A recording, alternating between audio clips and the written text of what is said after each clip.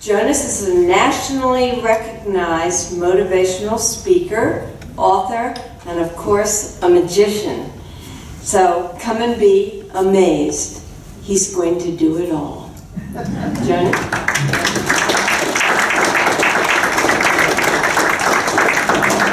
Thank you so much for that wonderful introduction. I'm excited to see what I'm going to do now. By a round of applause, who has ever seen me perform before? By a round of applause. Some of you. By another round of applause, who has never seen me before? Even more of you. Well, I figured a way for me to get to know you folks, and for you to get to know me, I should probably tell you a little story, because if you've never seen me before, you might be wondering to yourself, is this guy any good? It's a fair question, right? But what you perhaps don't realize is I'm wondering that same question about all of you. As an audience, are you going to be any good? So to get to know me, and I'm going to tell you a little story. This is a true story about the very first magic show I ever did. I was just 12 years old. And I did it right out of this box. I made it myself. And there was about, perhaps 10 or so people gathered around in my parents' living room. We were having a little gathering. And inside the box, I had some playing cards. Now, mind you, I was 12 years old. I was a lot smaller then, so the cards looked bigger in my hands. So I had 1, 2, 3, 4, 5 cards. And of those 5 cards, I placed one of them away inside of the box. And yet, even though I placed one card away, I still had 1, 2, 3, 4, 5 cards. Everyone was so amazed that they threw their hands up in the air and they said, "That's amazing!" It is. Amazing. A little bit of a delay. That's okay. This is the first trick. We expect to get a little bit of a delay. We're going to try this again. So we can all get the "that's amazing" at the same time. But here's the thing, again, first trick, I don't blame you folks. I blame the story. The story perhaps didn't grab you just yet. So I'll tell you a slightly different story about the very first magic show I ever did. I was just 6 years old. Did my very first magic show right out of this box. This story is at least 50% true. There was about 1,000 people gathered around. In my parents' living room, my mother was getting nervous. We started to run out of chips. And of course, we had 1, 2, 3, 4, 5 humongous cards, little tiny 6-year-old hands. And I threw 1 and 2 cards inside the box. And yet, even though I placed 2 cards away, as unbelievable as it sounds, I still had 1, 2, 3, 4, 5 cards, and everyone said, "How do you do that?" He says. We're going off script. I love it. I love it. That was much better. You folks are doing a great job. But you see, I did this same trick for a group last week. I had a much bigger response. They were a bigger audience, yes, but this group has spirit, right? So I'm going to tell you folks a slightly different story. One last time, of my very first magic show, I was just 3 years old. Did my very first magic show right out of this box. There was about 5,000 people gathered around in my parents' living room. My mother just gave up at that point. She left. We had 1, 2, 3, 4, 5 humongous cards, little tiny 3-year-old hands. And of those 5, I placed 1, 2, 3, 4, 5, 6, 7, 8, 9 cards away. It was incredible. I was only 3. I didn't know how to count yet. So of the 5 cards, I put 9 of them away. And yet I still had 1, 2, 3, 4, 5 cards, and everyone was so amazed when all the cards disappeared that everyone said,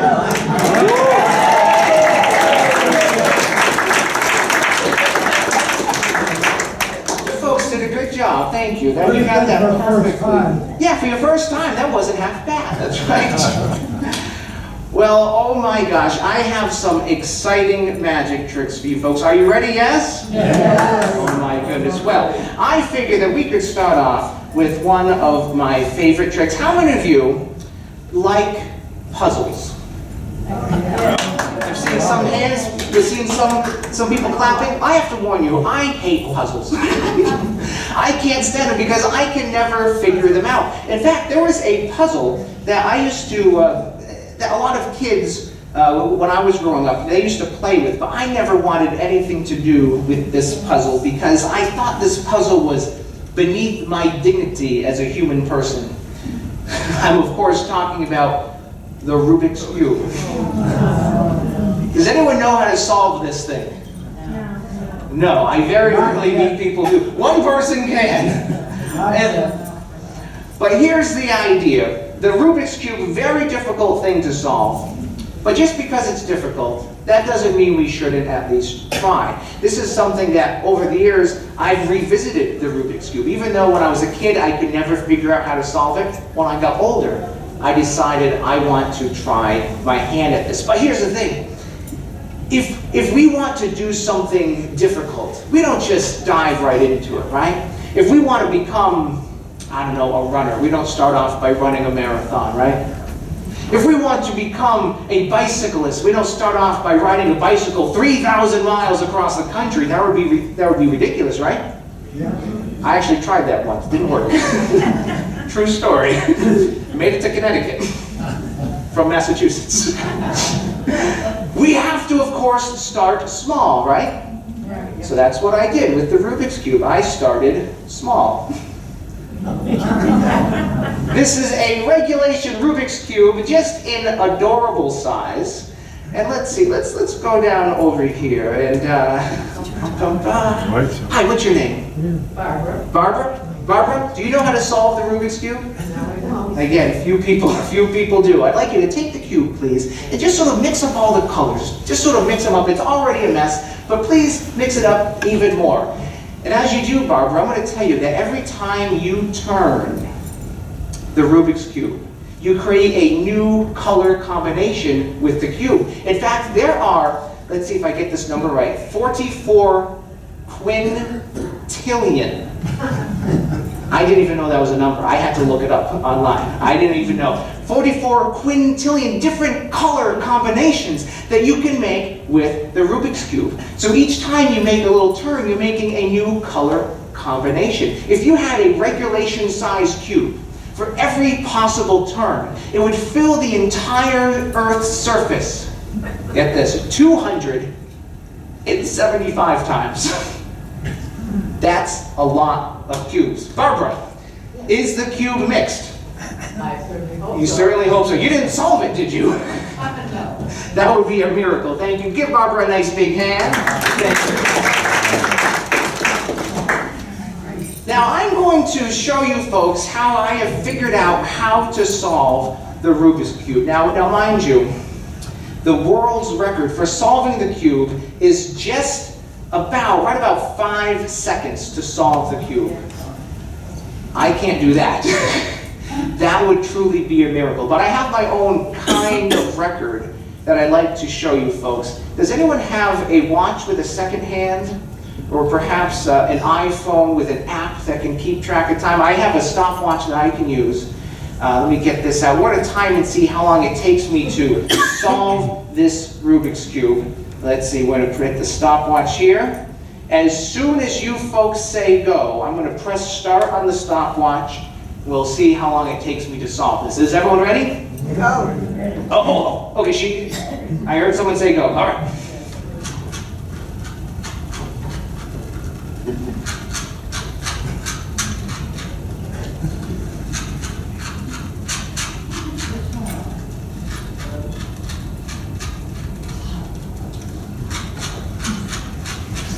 All right, and stop. All right. Ladies and gentlemen, I did did this earlier this week. It took me just over 30 seconds.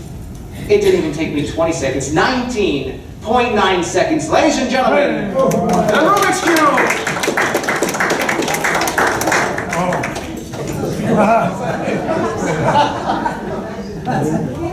Now, Barbara's, I think a few of you are catching on to what's going on here. It doesn't look solved, right? It doesn't look solved, but I didn't solve it the way you would expect. Remember, as Barbara was mixing up her cube, I told her that there are 44 quintillion different color combinations.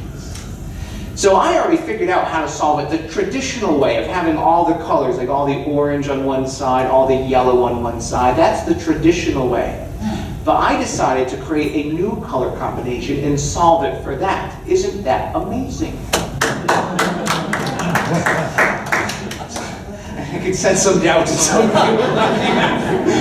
Oh, I think perhaps you might be catching on, is that what I'm telling you is only partially true. I didn't decide on that color combination. I let Barbara decide on that color combination for me. In fact, can we get some house lights in here? Can we turn up the lights on the ceiling?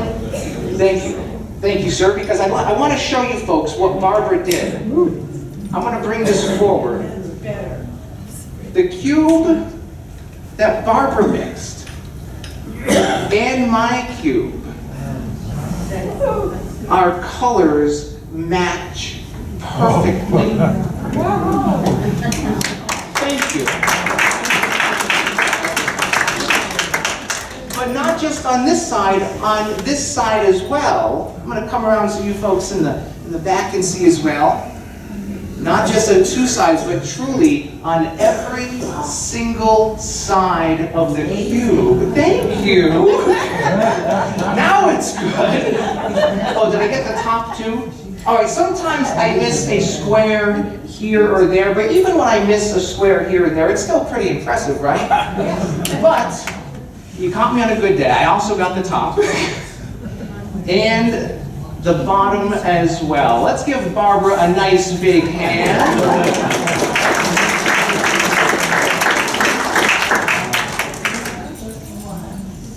So what are we seeing here? We're seeing here that just solving the Rubik's Cube the way that we would expect, that truly is good enough. But going the extra mile, ooh, wow, much more interesting. Thank you.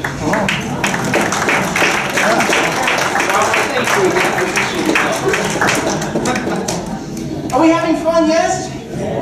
All right, well, let's have a little more fun because one of my favorite books, I'm not sure if any of you have read this before. Have you ever read this book? It's called Absurd Jokes. Anyone read this? I'm not surprised, I wrote it.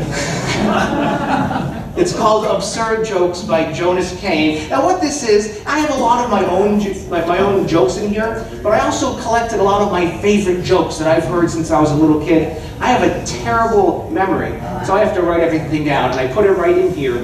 We have, I won't tell you all of them, but I'll tell you a couple of these.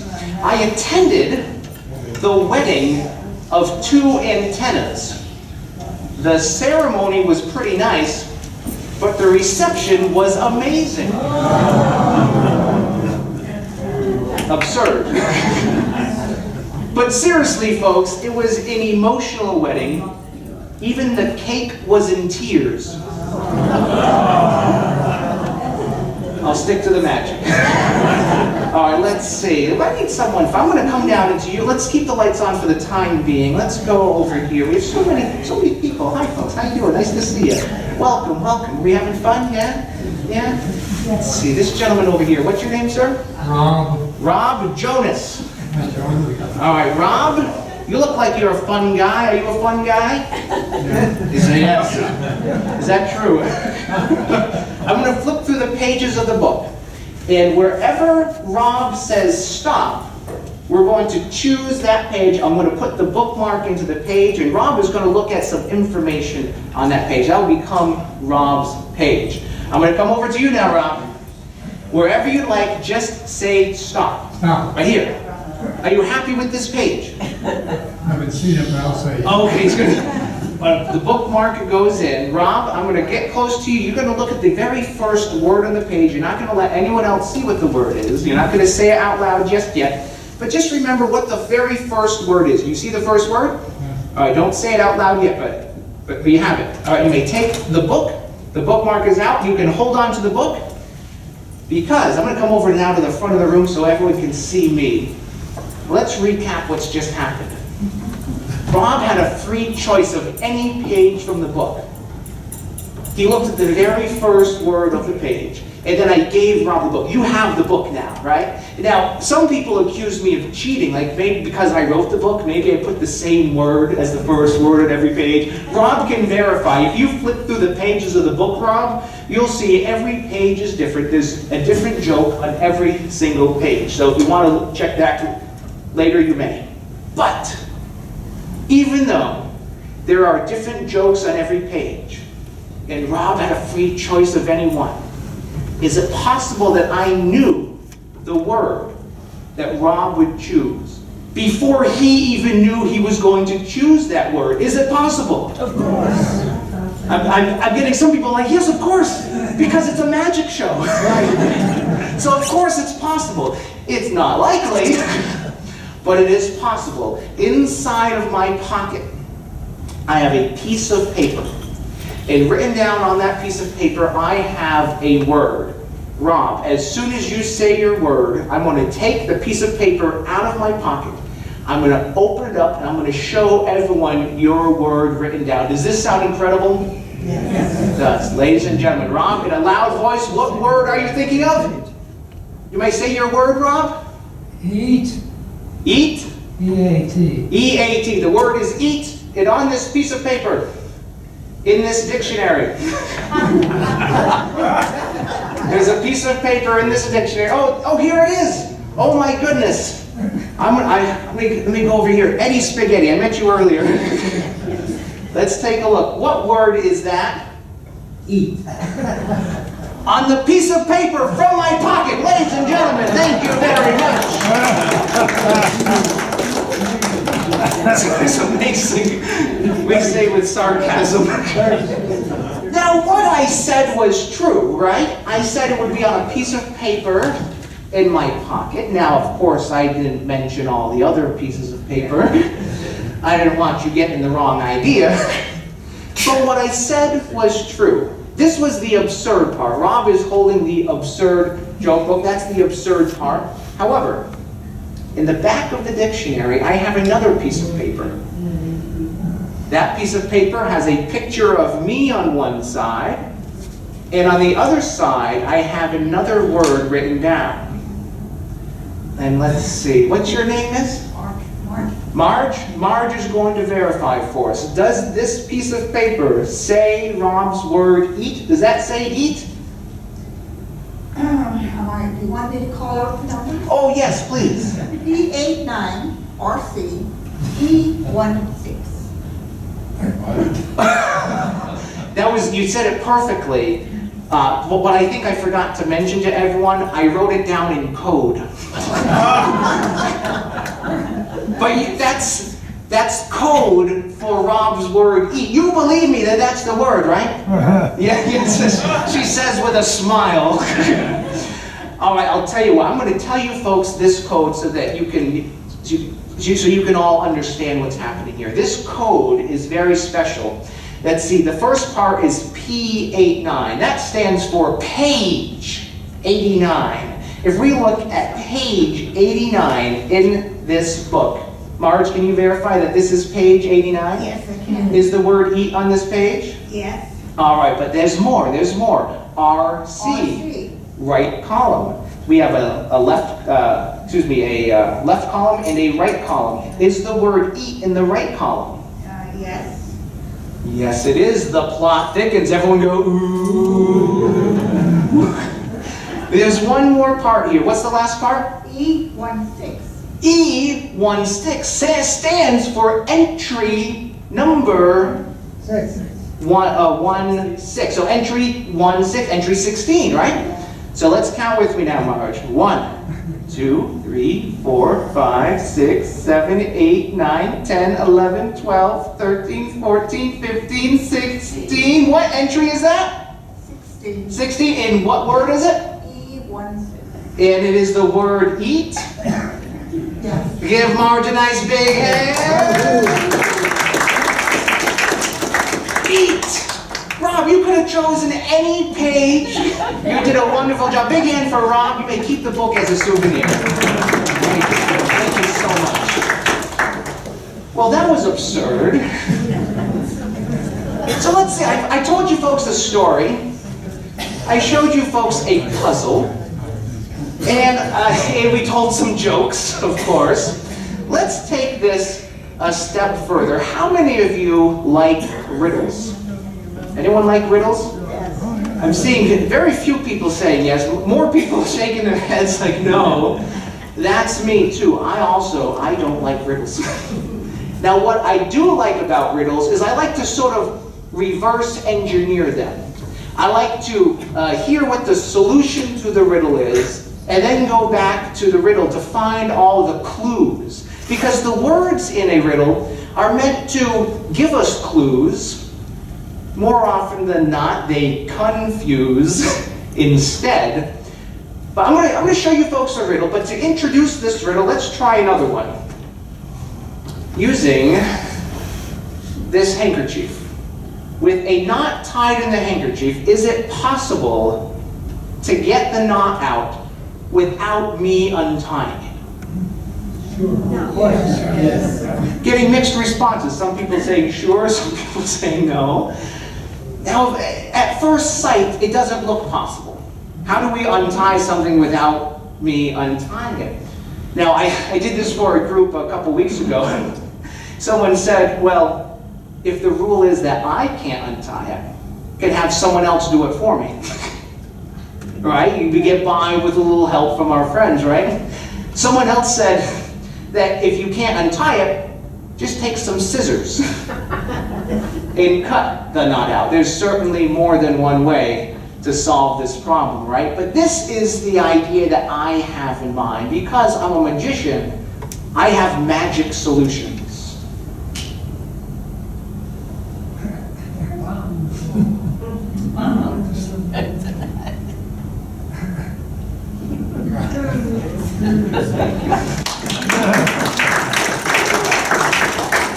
You just have to tie a slip knot. Comes right out. Sometimes it leaves a hole here or there though, but that is likely to happen. Now I think we're ready for the riddle that I have planned for you folks. This is one that I'm really proud of, because even though I hate riddles, I came up with this riddle. And I don't think I could have solved it unless I made it up. But it takes an imagination. You see, in order to do magic tricks, we have to have a good imagination. And in order to solve riddles, we also have to have a good imagination, be able to see things in a different kind of way. So we're going to pretend that I have 3 little white plastic cups face down on this stool. Can we all pretend that we have 3 white plastic cups on here? Yes? Yes. All right. If you can't see it, it's not going to work. Oh, I almost forgot. We also have a little red ball. Now, this little red ball is also invisible, so we have to use our imagination. The little red ball starts off inside my pocket. Now, even though the little red ball is inside my pocket, I'm going to magish the ball out of my pocket and sneak it underneath of one of the cups. Now, because I'm a magician, you're not going to see me get the ball underneath one of the cups, but it will be underneath one of them. And you have to figure out which cup has the ball underneath. But you can only choose one. Do you think the ball is going to be underneath cup number 1, cup number 2, or cup number 3? If you think you have an answer, don't say it out loud just yet, but just raise your hand if you do have an answer for this riddle. I'm seeing several hands going up over here, some over there. Let's see, let's go over here. Your name is? Gretchen. Gretchen, that's my mother's name. Yeah, I don't think I've ever met another Gretchen. It's nice to meet you. Gretchen, which cup do you think has the ball? Cup number 1, 2, or 3? 2. Cup number 2. Now, before I show you if it's underneath cup number 2, I have to ask, why do you think it's underneath this cup? Because it's in the middle. Oh, okay, because it's in the middle, so it's kind of like a random choice then. All right, let's find out. Oh, drum roll, please. There we go. Thank you. And I'm sorry, Gretchen. There is no ball underneath cup number 2, but very good guess. Give her a nice big hand. It was a good guess. Good guess. This is absurd, isn't this? All right, we have 2 cups remaining, cup number 1 and cup number 3. It is underneath one of these 2 cups. Who has a different answer other than 2? Either 1 or 3. Oh, over here, yes. 1. Underneath cup number 1. And what's your name, sir? Richard. Richard, why do you think it's underneath cup number 1? Because I was the first child in our family. You know what I like? So Richard said he thinks it's underneath cup number 1 because he was the first child in the family. What I like about this is we can't help but see ourselves in anything we see, right? That is a great representation of that. Very good job. Well, let's take a look and see if it is underneath cup number 1. Drum roll, please. And we have a winner. There's the ball. Give him a nice big hand. It wasn't underneath cup number 3. It was underneath cup number 1, but not for the reason that Richard gave. Now that's one solution. It got you to the right solution, right? But that wasn't the one that I had in mind. The reason the ball was underneath cup number 1, because it was all in my words. Remember, the words that we say give us clues, but they also confuse. When I started the riddle, I said that you could only choose 1.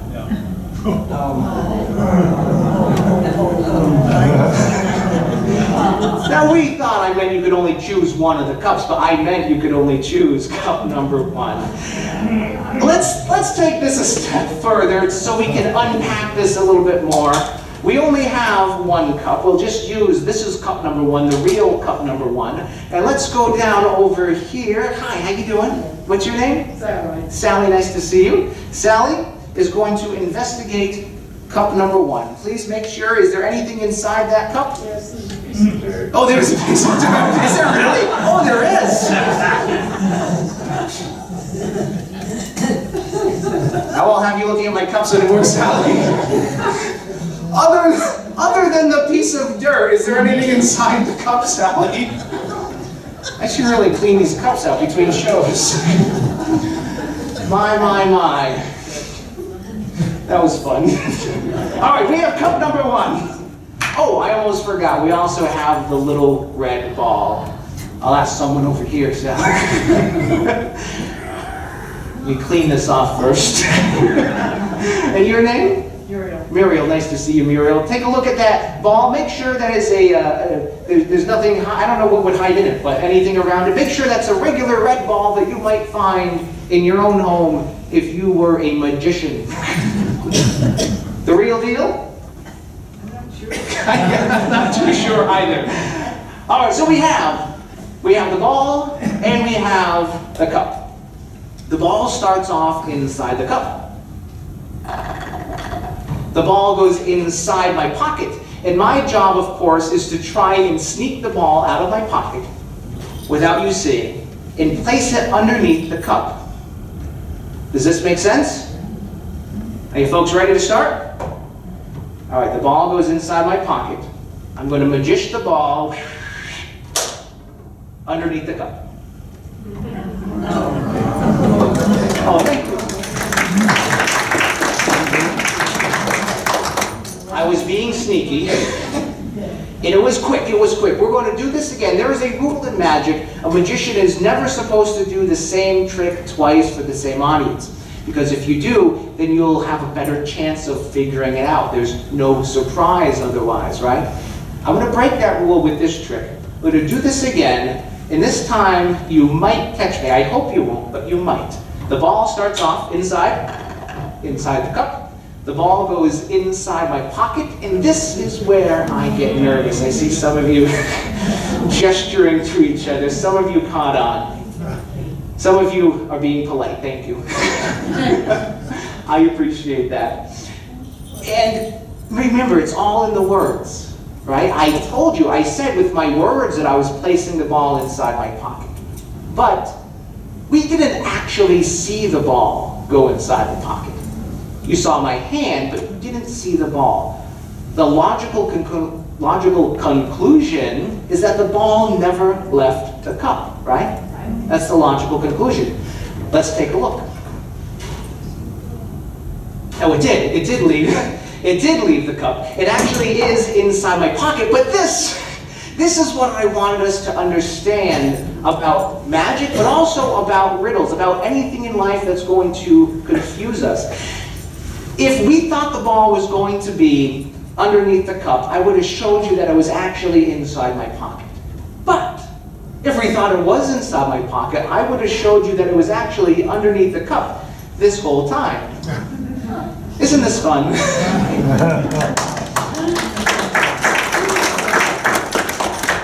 But now we understand there's more here than meets the eye. There has to be more, right? There's more than just a cup with a little dirt inside and a ball. There's more than that. What do we think it is? If it's not the ball, if there's more than a ball and a cup, what do we think it is? Oh, I like that answer. Magic, right? And this is the type of magic I have in mind. The lemon.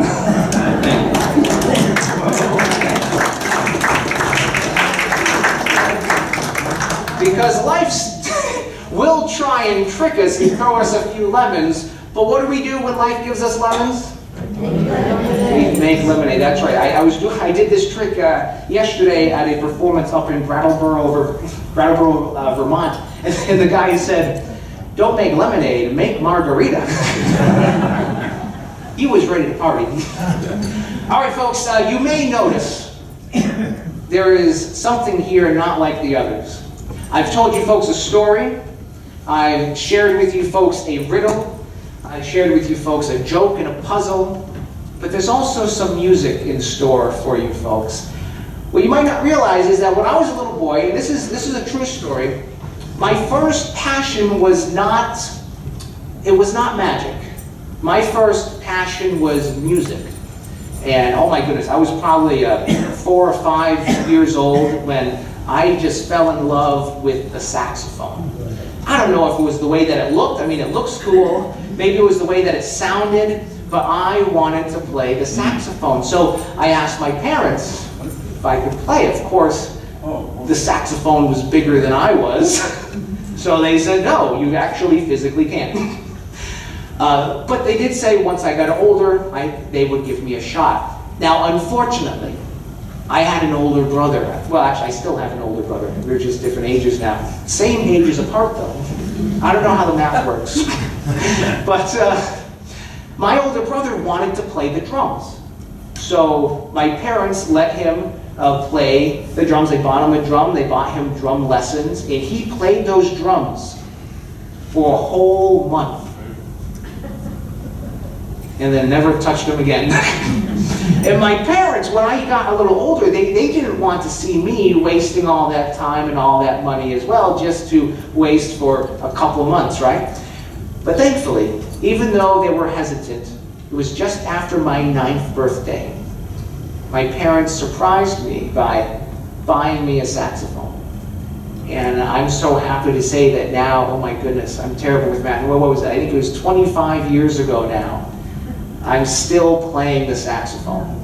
And I'm just so thankful to my parents for giving me that opportunity to pursue a passion from such a young age. So, in honor of my parents and for your enjoyment, I'm going to play for you folks a few songs that are some of my favorite songs. But I'm not going to decide what songs I'm going to play. I'm going to let you folks decide. I brought a stack of what I like to call request cards, and on these cards there's a different song in each one. These are songs, some of my favorite songs, but more importantly, songs that I know how to play. I can't just play any song, you know. That would be silly. We have songs like Hero, Pennies from Heaven, Over the Rainbow, God Bless America. These are all classic songs that we've all, when you and I were young, Maggie, I actually forget how to play that song. Don't choose this song. If you choose this, pick a different one. So again, I'm going to let you folks decide. So I'm going to go out into the crowd and let's see. It's all the people who avoid eye contact. Your name, sir? Jim. Jim, nice to see you. Jim, Jonas? Jim, I want you just sort of I'm going to shuffle through the songs, put it on shuffle, the playlist on shuffle. Wherever you say stop, that will become your song. Stop. Right there. Take your song. Do not let me see the song, but make sure that you've heard of this song. You can take a look at the song, but don't say it out loud. But have you heard of this song? Yes. Yes, you have. Okay, because I do have some songs that some people might not have heard of. So is it a good song? Oh, yes. Oh, yes. That's even better. All right, let's find some other folks here. We have so many people here today. Hi, how you folks doing? I'm Jonas. What's your name? Francis. Same idea. I'm going to shuffle through the songs. Wherever you say stop, that will become your song. Francis, just say stop. Right there, take your song. Do not let me see it. Don't say it out loud. But make sure that you have heard of this song. Take a look at it. Have you heard of this song, Francis? No. Oh, you haven't? This is why I ask. Has the person next to you heard of this song? Have you heard of the song? No. I'm curious to know what this song is. Now, let's see. Oh, I see. You know what? You know why? This is actually, it's a theme song. So that's perhaps why. Pink Panther, you know? Oh, yeah. Pink Panther? Yeah. It's a classic song, but yeah. We have an exercise class. Oh, really? I could join exercise class next week. All right, so Francis, I'm going to have you choose another song, perhaps one that you've heard of or your neighbors have heard of. Just say stop as I shuffle through the songs. Right there, take your song. Do not let me see it. Don't say it out loud, but make sure that you, or at least someone near you, has heard of this song. Have you heard of this song, Francis? Oh, we have. Okay, we have a winner. All right, so we have two. Is it a good song, Francis? Very good. Oh, very good. I'm glad we're picking good songs, even if we don't know them all. Let's see. Let's have one more song. Let's go over here. Hi, folks. How you doing? Hi. How you doing, Jonas? Hi, Herb. Herb? Oh, Herb, yeah, Herb. Yeah, I saw you in the dining room, Herb. Herb is going to choose a song, the last one. I mean, we could play all these, but we don't have all evening. I'm just going to shuffle through the songs. Just say stop. Stop. Right there, take your song. Do not let me see it. Make sure you have heard of this song. Have you heard of this song, Herb? Yes. Is it a good song? Mary. It's very. Oh, this is great. Sometimes people pick songs that they don't like. And I play them anyway. All right. We have 3 songs picked. That's right. And we have a saxophone. Ladies and gentlemen, I'm going to now attempt to play those 3 songs on the saxophone.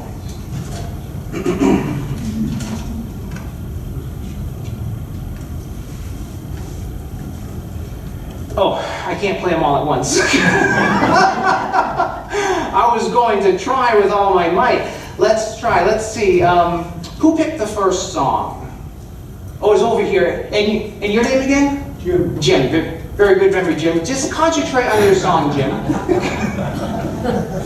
You see what I did there? Concentrate on your song. If your song has words, don't think of the words. Just think of the melody. Think of how it might go. Let's see. I'm going to try and play this now.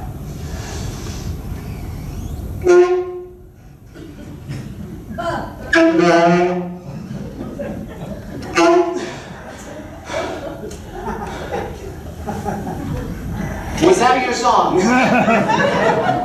It's close, but It's close. But no cigar. I'm usually much better than this. I think. You know what it is? I didn't get a chance to really. I warmed up in the dining room with magic. I forgot to warm up with my saxophone. It sounds like there's something.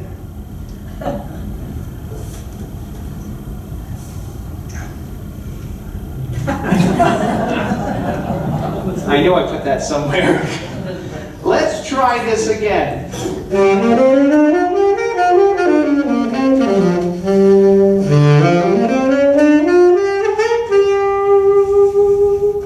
Well, that's much better, but that's not your song, right? Okay.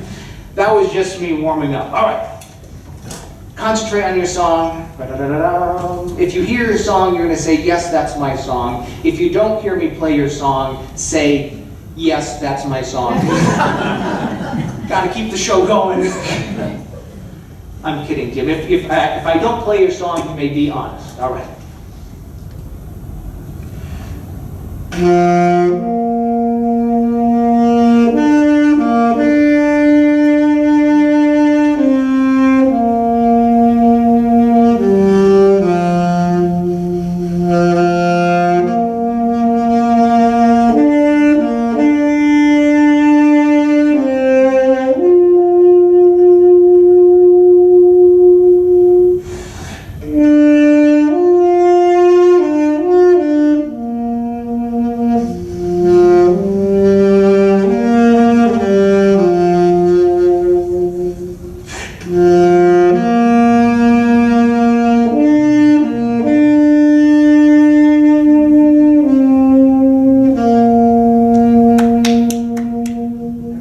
Yes.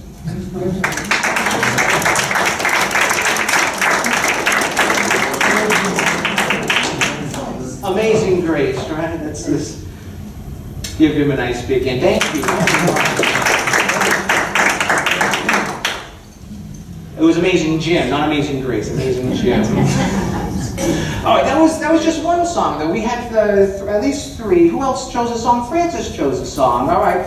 Again, don't tell me what the song is, but concentrate on the song in your mind. If the song has words, don't think of the words. Just hum the melody silently in your mind. Oh, Francis, I'm getting a connection from you.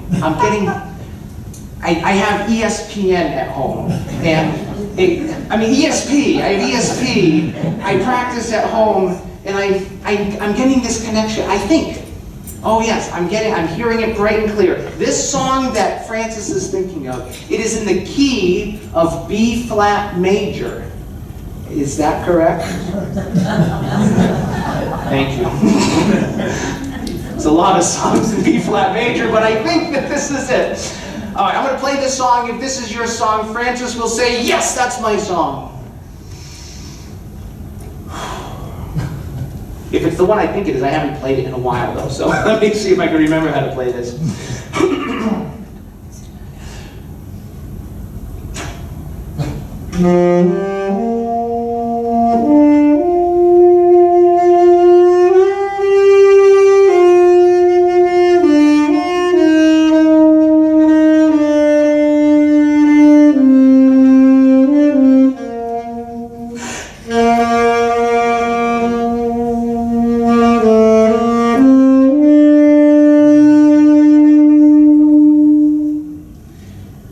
What a wonderful world.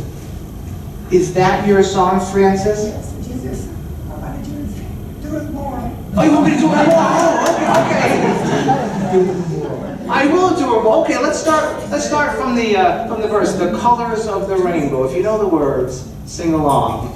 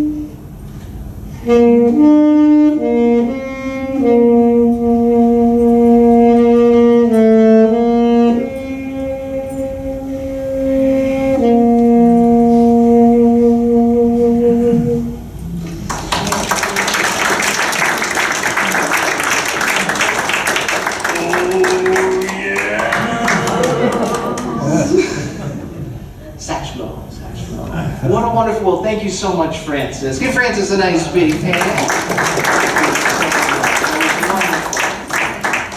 It's one of my favorites, actually. I haven't played it in a while, though. All right, we have more songs. We have, no, over here, Herb. Herb is thinking of a song. It's a good one. It's a good one, he says. Ooh, I felt it as soon as I came over here. Are you humming it in your mind? Can you hear it in your mind? Not very well. Not very well. Again, if the song has words, don't think of the words. That words only confuse me. I'm an instrumentalist, not a vocalist. I think this one's kind of fun. This is an A flat, but kind of has a little things going on there too. Kind of switches around a little bit. It's kind of almost like a jazzier tune. If it's, again, I was feeling as I came over here. You know what, the only thing I can think of, and correct me if I'm wrong, that with all the magic we've been doing, all of the stories we've been telling, the jokes and the riddles, everything we've done, I hope it's put us all in the mood.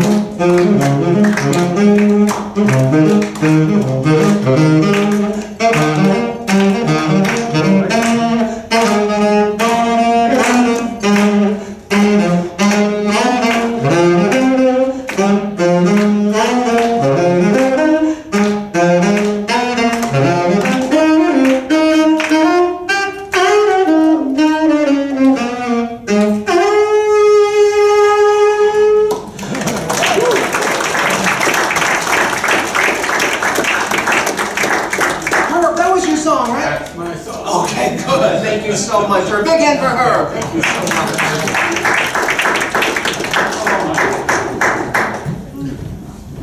That was in honor of my parents, because they couldn't be here, because they live somewhere else. All right.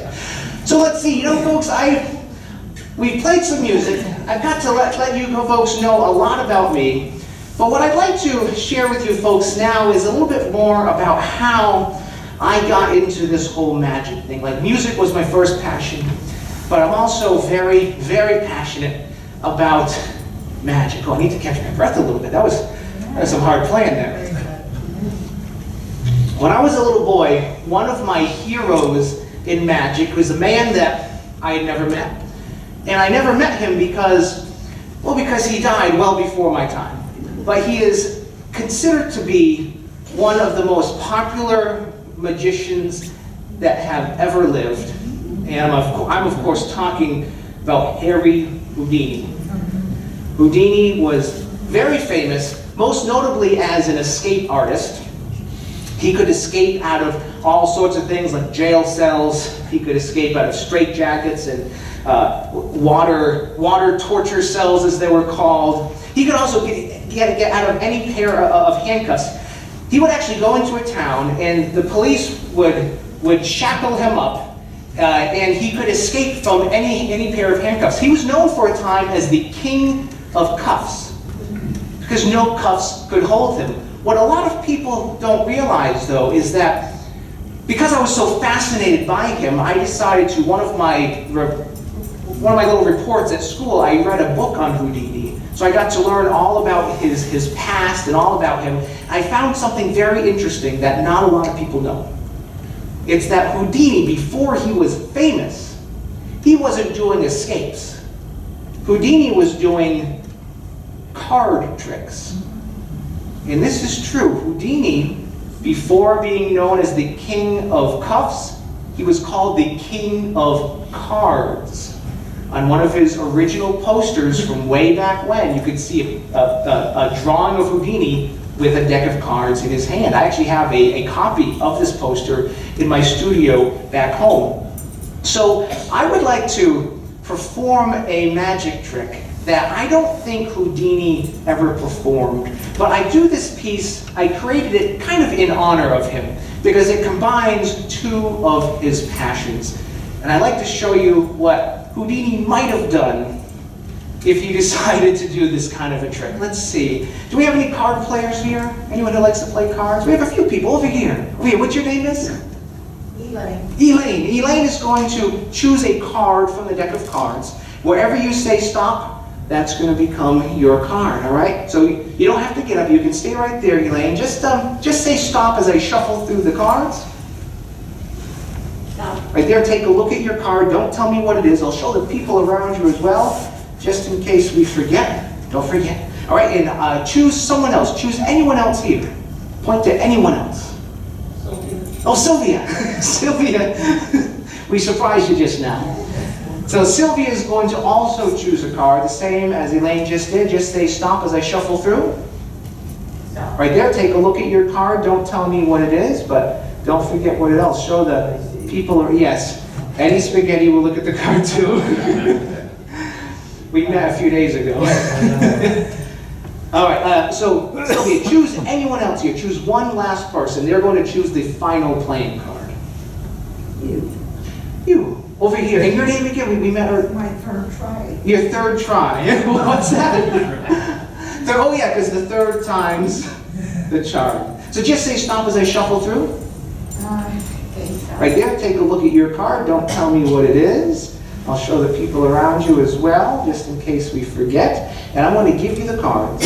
I'll even give you the rubber band. We'll put the rubber band on the little chair over here and put it on your wrist is perfect. And you're just going to take the cards and just sort of give them a little mix, give them a little shuffle. All right, so you hold on to the cards and shuffle them up. So we have 3 playing cards picked from a deck of cards. And now the cards are being mixed and shuffled.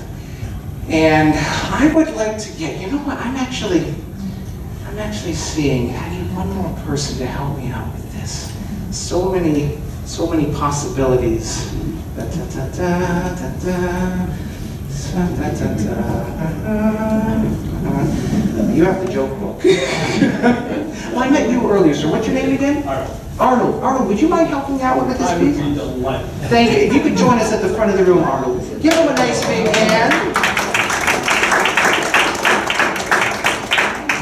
Let me come right this way.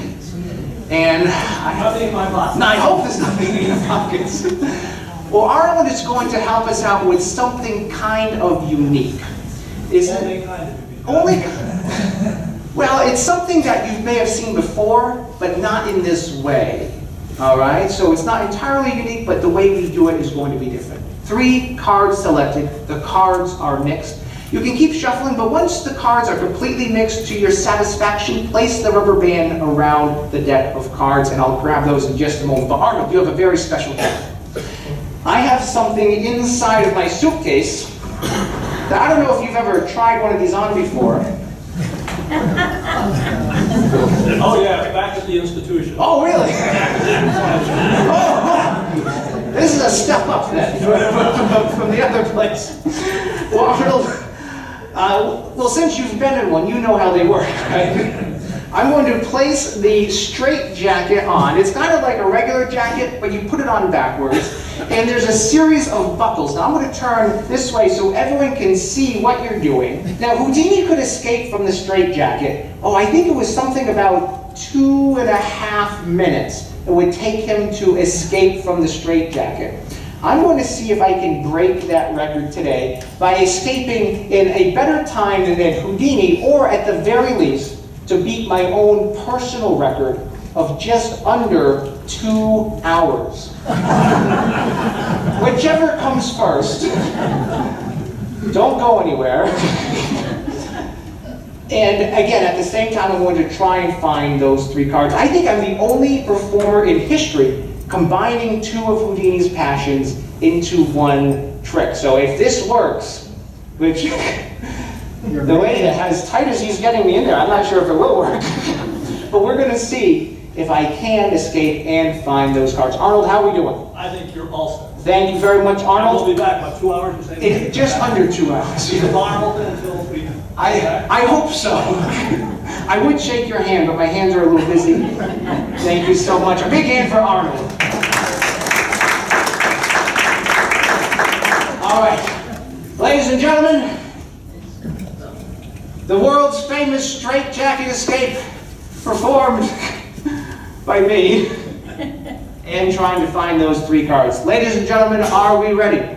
Yes.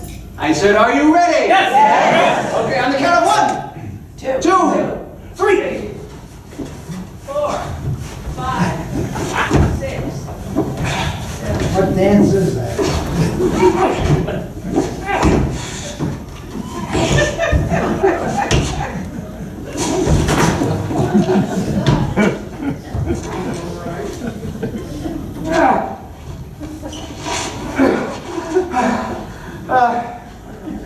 Arnold, you did a good job.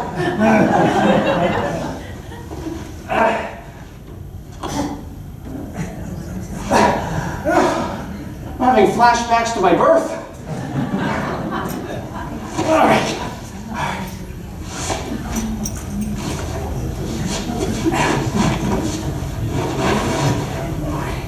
All right, where's the deck of cards? Right over there. All right.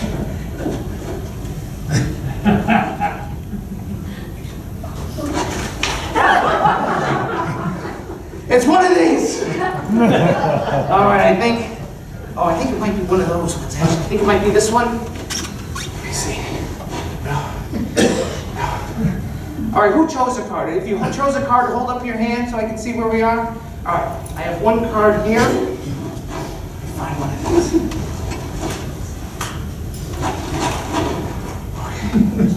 Okay. We have one. Oh, I think it might be this one. Maybe.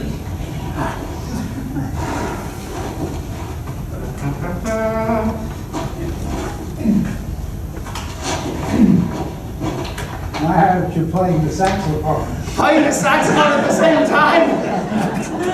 I think that would be a bigger impossibility. All right, we have, I don't know if they're the right cards, but I have 3 cards. I'm still in the jacket though. All right, let's see if I can finish getting this thing off.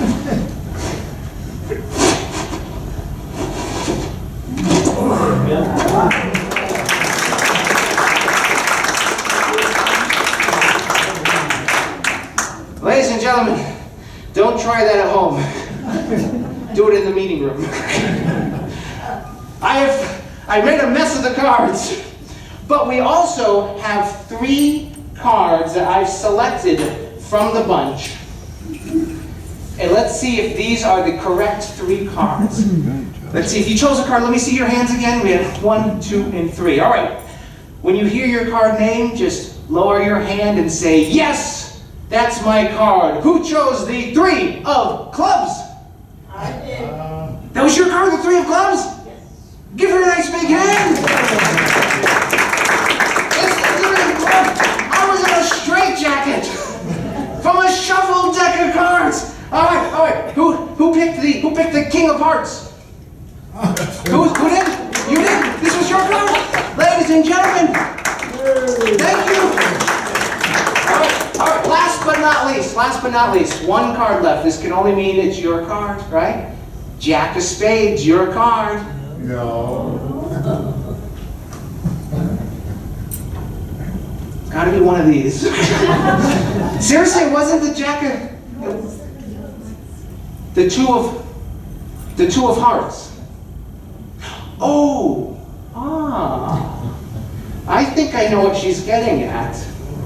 You see, when she said the 2 of Hearts, did you see how she pointed over here?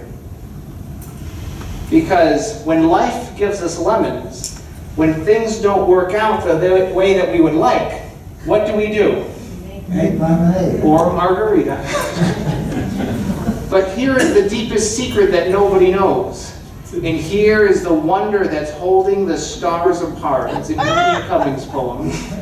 In the very center, we're going to find there waiting for us what we've been looking for. In this case, it's a playing card amongst the seeds of the lemon. I'm going to come over to you. What card did you say you chose? The 2 of Hearts. Let's see what this card is. It's a little slimy. It's a little lemony. But ladies and gentlemen, I think this looks like the 2. You